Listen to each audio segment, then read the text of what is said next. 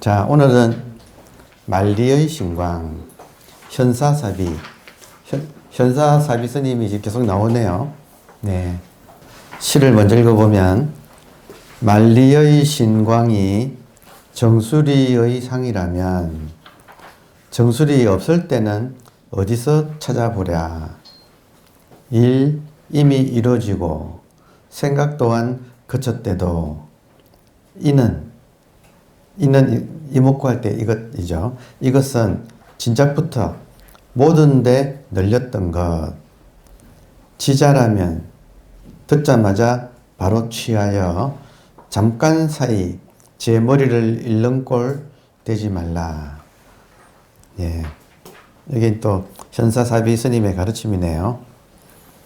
제 머리를 잃는 꼴, 이건 아주 고사가 있어요.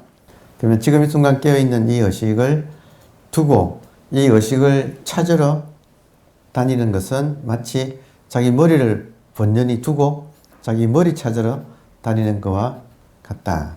그러니까 이게 지금 능엄경이라고 하는 이 경전에 이 고사가 있어요. 그래서 지금 남 이야기가 아니다 이거예요. 남 이야기가 아니다. 그래서 공부는 이때 이제 비유하기를 연야 달다가 자기한테 이미 있는 것을 놓친 줄 알고 그게 가장 큰 보물. 특히 연야 달다가 꽃미남이었대요. 그러니까 자기 아름다운 얼굴을 모든 사람이 다 쳐다봤는데 자기 머리가 없어진 줄 알고 자기 얼굴이 없어진 줄 알고 깜짝 놀라서 이때 미쳤다고 얘기를 하거든요. 그래서 온 성을 이때 성은 사위성이에요. 지금 스라바스티라고 하는 사위성. 부처님께서 금강경을 설하신 그 기원정사가 사위성 근처에 있어요. 사위성에서 얼마 안 돼요. 걸어서 10분? 네, 살짝. 항상 이 부처님이 사셨던 곳은 성 안은 아니지만 성에서 멀지 않은 곳이에요. 그래야 탁발을 하지. 예. 부처님은 걸사라고 해서 탁발, 빌어먹는 선비, 걸사, 이렇게 표현을 하죠. 아무튼 그 사위성이 무대인데 그 성에서 연야달다라고 하는 이 참 꽃미남이 어느 날 아침 일어나 보니까 자기 머리가 없어진 줄 알고 깜짝 놀라서 자기 머리 찾으러 혼비백산에서 다녔다. 이게 지금 마치 우리가 우리의 본성을 찾아서 견성하려고 자기의 본성을 찾아서 공부하는 모양하고 같다. 이렇게 비유를 이제 하신 거죠. 그래서 이제 처음에 이런 이야기는 연자달다 이야기도 여러분께서도 벌써 수백 번 들으셨지 않을까? 예, 틈만 나면 나오는 이야기니까. 근데 이제 공부라는 것은 이것이 점점 실감이 나는, 이게 이제 실감이 나는 거죠. 그래서 지금 연자달다가 자기 머리를 잃어버린 줄 알고 이렇게 순간적으로 미쳤다 할 때 그 미친 것이 내용이 딱 그 치구심이라고 이제 선에서는 불러요. 헐떡이는 마음, 무언가를 구해서 헐떡이는 마음. 근데 답은 뭐냐면 최종적인 진리는 지금 눈앞에 보이는 현실이 이것이 현상이면서 본질이라고 하는 것이 색적시공, 공적시색이 이게 이제 중도라고 부르는데 이게 최종적인 진리예요. 그러면 눈앞에 지금 현실이 여러분 있나요, 없나요? 있죠. 근데 이걸 두고 뭔가 따로 있는 줄 알고 이제 막 미친 듯이 찾아다니는 거. 이제 그걸 비유를 이제 한 거예요. 그래서 이렇게 이치는 우리가 다 아는데 실제로 그 뭔가를 추구하는 마음이 이제 멈춰서 철이 들어서 멈춰가지고 눈앞에 보이는 이 현실로 돌아오기까지가 마음 공부의 이제 여정이고 이것이 어쩌면 인생이라고 할 수 있을 것 같아요. 불의, 중도, 연기, 그리고 의식. 의식을 공이라고 부르거든요. 그러니까 지금 현상도 의식, 본질도 의식. 그래서 연기, 중도, 연기, 공 이게 다 같은 말로 일심, 한 개 마음이라고 하는 것. 통으로 이 세계가 한 개 마음이라고 하는 것. 여기 와서 모든 공부가 이제 완성이 되고 존재의 실상이 밝혀지고 현상이 곧 본질이라고 하는 이 문제는 논리로는 도저히 다가갈 수가 없기 때문에 불가사의, 불가, 가능하지 않다, 사의, 생각으로 이것을 이해할 수는 없다. 그리고 기독교에서는 이 하나다, 현상과 본질이 하나다 이 말을 삼위일체라는 말을 써서 성부, 성령, 성자가 삼위일체 이것을 신비라고 하거든요. 그러니까 기독교에서는 신비라고 부르고 불교에서는 불가사의라고 부르고 그래서 모든 것이 하나다. 다만 이 하나가 이렇게 두 가지 면을 가지고 있어서 본질과 현상처럼 이렇게 작용을 하고 있지만 알고 보면 이 전체가 의식 하나이다. 이걸 의식을 이제 불교에서는 마음심자를 쓰기 때문에 일체유심조라고 이렇게 표현을 하죠. 아무튼 이 지금 상카라의 이 격은 첫째, 현상은 환이다. 둘째, 본질만이 실제다. 셋째, 근데 현상이 본질이다. 그래서 이렇게 될 때, 특히 3번에 갈 때, 3번이 어떻게 이루어지는가를 말씀을 굳이 이제 우리 수행의 입장에서 말을 한다면 3번에는 일반 사람들의 입장에서는 의심이 따라붙어요. 현상이 본질이라고. 그러니까 색적 시공에 대해서는 이 용납이 안 되는 그런 의심이 따라붙어요. 그래서 그 의심이 결국은 사라지는 게 깨달음이라고 할 수가 있습니다. 그러니까 1번, 2번, 3번 해서 완성되는 건데, 근데 요게 특히 3번이 내가 소화가 되려면 내한테 남아있는 의심이 사라져야만이 이제 당연히 그렇게 느껴지고 그렇게 받아들여지고 너무 당연하지 하려면 가로막는 것이 뭐냐면 의심이다 이거예요. 사람마다 의심이라는 것이 있어요. 그 의심을 화두라고 부른다는 거예요. 그러면 끝까지 정말 내가 누구인지, 죽으면 어디로 가는지, 왜 인생에는 생로병사가 있는지 이런 의문이 많잖아요. 그러니까 그 의문을 계속 집중해서 살펴봐서 결국 그 의문이 사라지는 거. 그러니까 그 의문을 의심이라고 이렇게 부르니까 의심이 남을 못 믿어서 하는 의심이 아니라 이런 어떤 존재의 근본에 대한 의문, 궁금증, 이제 그걸 의심이라고 불러요. 그럼 가나선이라고 하는 수행법은 이 의심을 그 가장 깨달음으로 가는 핵심 기제로 의심을 채택을 한 거죠. 그러면 이 의심을 가지고 끊임없이 의심을 하는 거예요. 그래서 그 의심이 사라지는 거. 최종적으로 모든 의심이 사라지는 게 깨달음인 거죠. 그러니까 모든 의심이 사라지면 그냥 눈앞에 있는 이대로의 현실이 그냥 이것이 하나의 그냥 최종적인 진리지 다른 것은 없어진다. 그러니까 의심이 사라지면 지금 앉아있는 여기로 모든 것이 돌아와서 여기가 있는 그대로 완성된 세계라는 것. 그러니까 이게 이제 결론이기 때문에 그래서 가나선이라고 하는 수행법은 이 의심을 잡아가지고 그 의심을 끝까지 밀고 나가는 거예요. 그래서 의심만 사라지면 그냥 이것밖에 없는 거죠. 지금 진리니 뭐니 다 두고 이것밖에 없다. 우리가 있는 이대로의 현실, 다른 말로 하면 자연이라고도 할 수 있겠네요. 자연.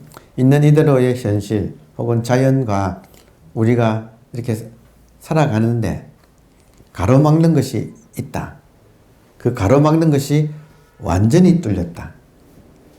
그게 이제 관세음보살이 이건 원통이라고 당신은 소리를 듣고 소리 듣는 것을 깨달음으로써 귀가 깃뿌리가 이건 귀뿌리가 뚫렸다.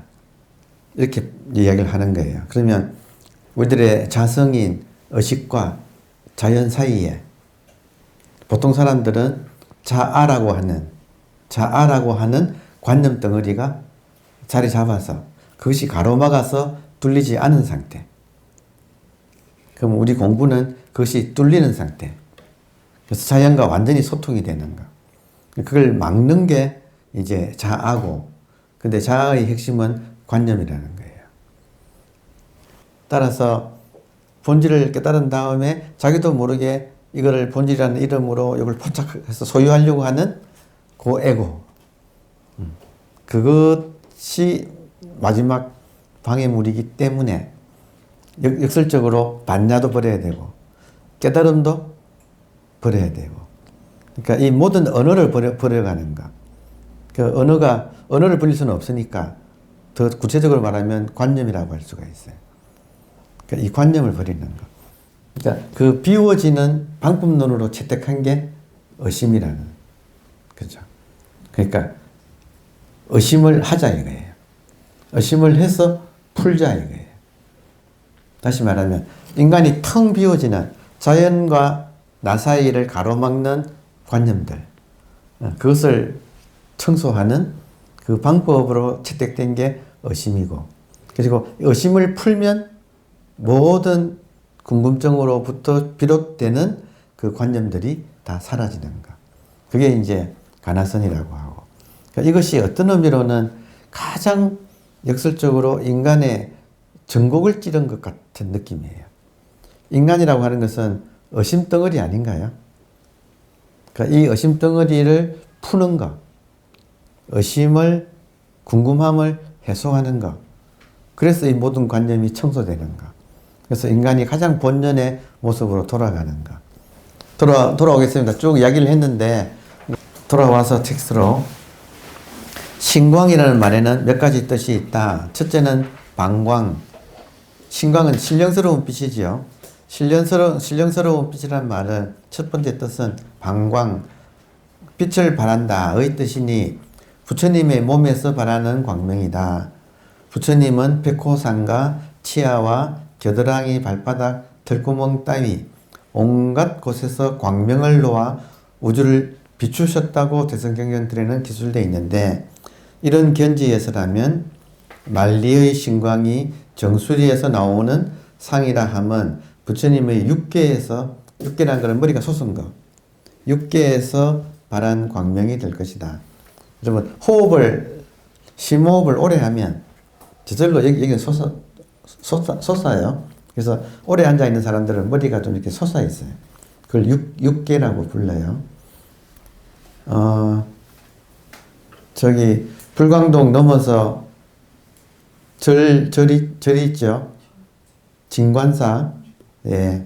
진관사 가보면 진관사 본당에 뒷산이 있거든요. 그 뒷산 위에 육계가 바위가, 동그란 바위가 진관사가 있고, 진관사 뒷산이 있고, 그 뒷산 꼭대기에 희한한 한가운데 동그란 이렇게 바위가 이렇게 있어요. 그거를 이름은 응봉이라고 불러. 응봉 들어보셨어요? 북한산 등산하면 응봉 그 노선이 있거든. 그 응봉을 풍수지리 하시는 분들은 부처님의 육계라고, 희한하게 산이 이렇게 있고 그 위에 응봉이 이렇게 흰 바위가 동그랗게 여기 탁 얹혀져 있어요. 대웅전 앞에서 보면. 그러니까 하여튼 머리가 좀 볼록 솟은 것을 육계라고 해요.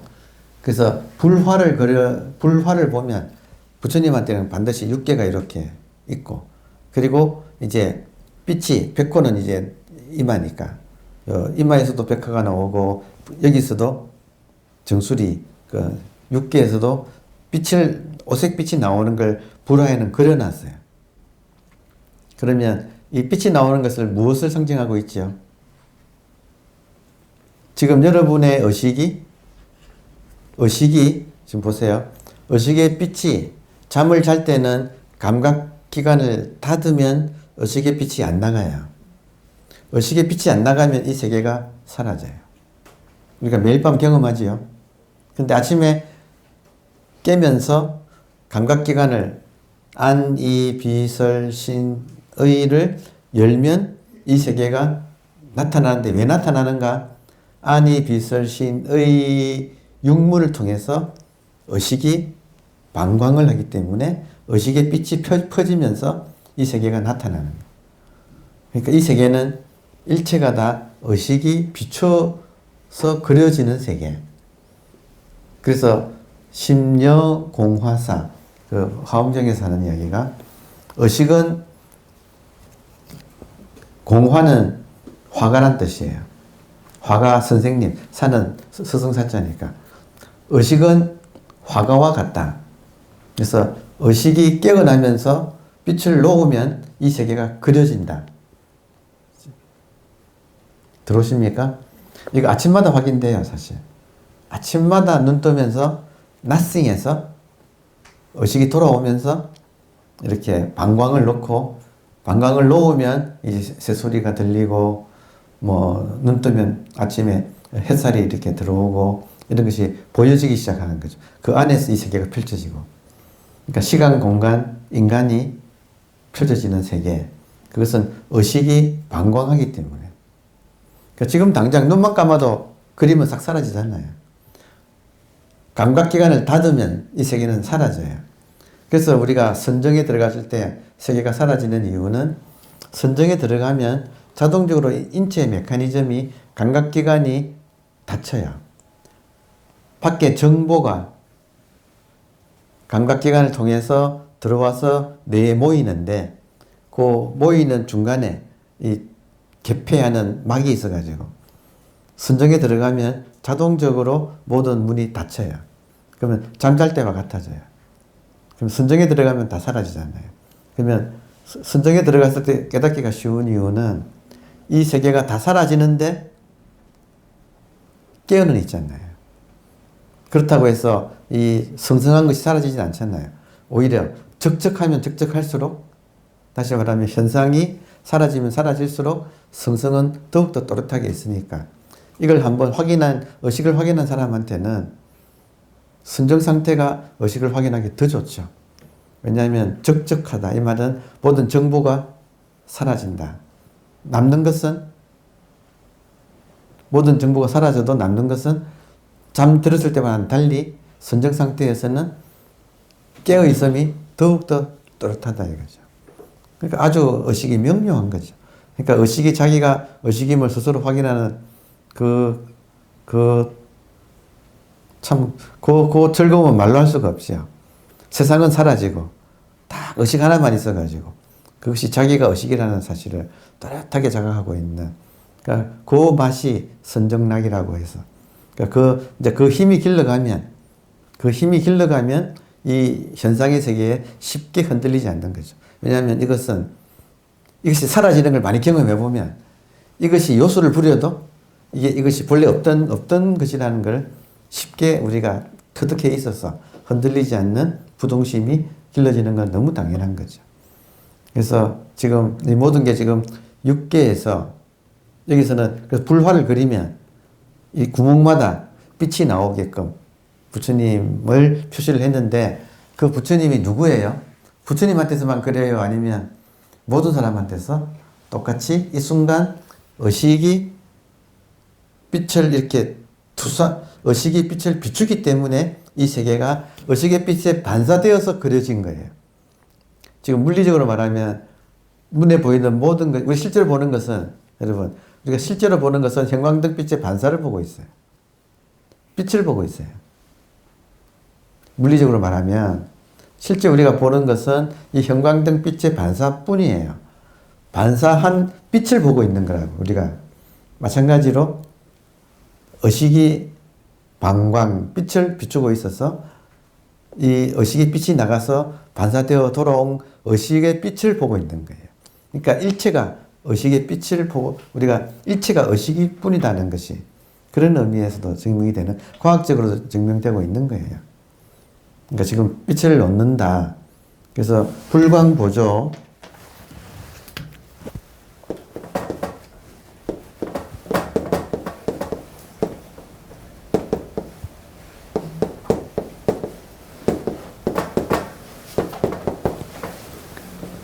불, 의식, 의식의 빛이 널리 널리 비추고 있다. 여러분의 의식의 빛이 비추지 않으면 우주는 존재할 수 없는 거죠. 그러니까 참 놀랍게도 아침마다 우리는 우주를 창조해요.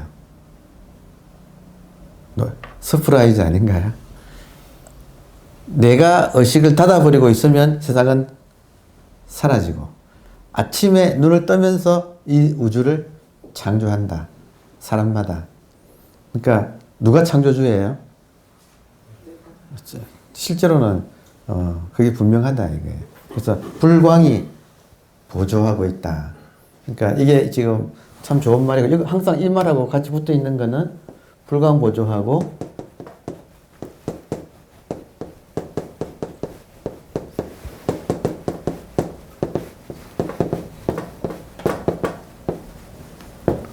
법륜이 상전.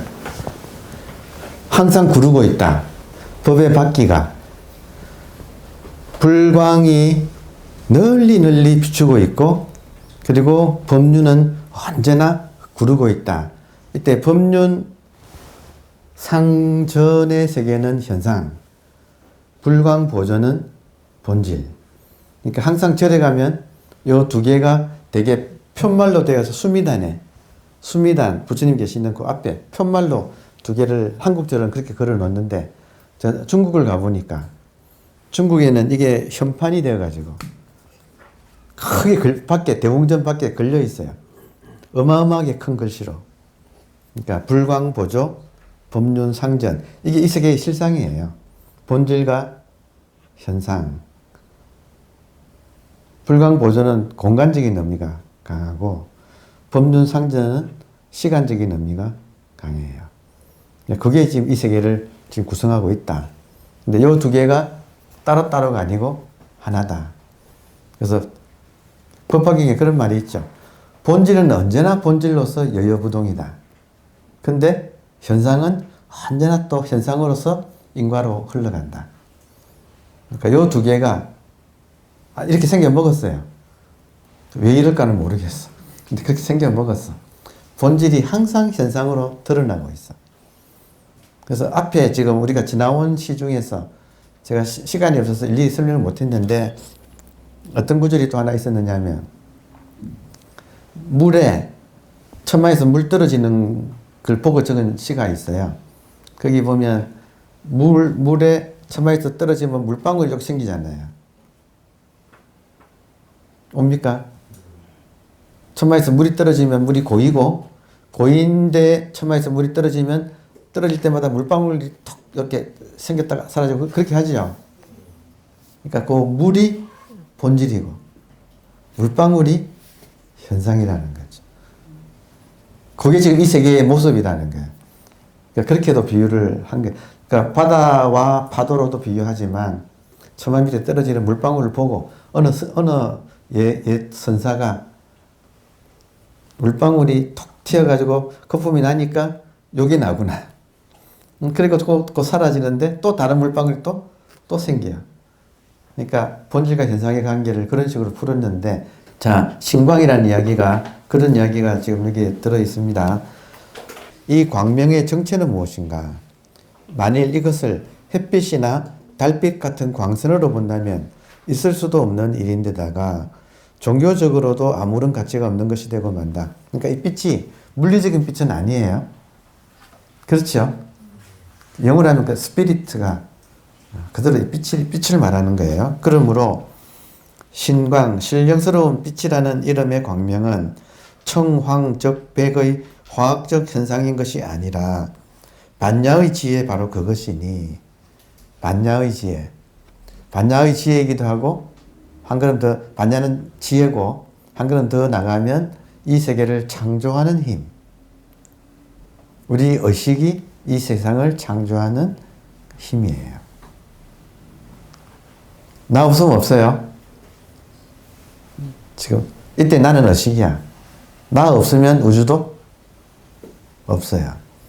그러니까 나의 의식이 이 모든 걸 창조하고 있다.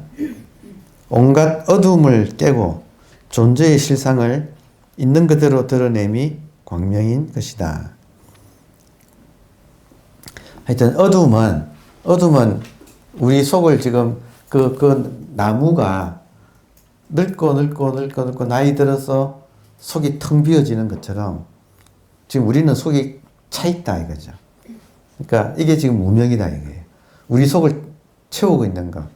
다른 말로 하면 자아인데, 자아인데 그 자아를 뚫고 들어가 보면 핵심은 관념이라는 거예요. 그러니까 한마디로 말해서 관념이 어떻게 작동하죠? 생각을 통해서 작동하잖아요. 그러면 관념 없는 생각이 반야지예요. 여러분, 인간이 생각 안 하고 살 수는 없어요. 이렇게 경계에 처하면 생각을 해야 돼. 근데 올바른 생각을 하려면 관념에 물들지 않는 직심으로서의 생각.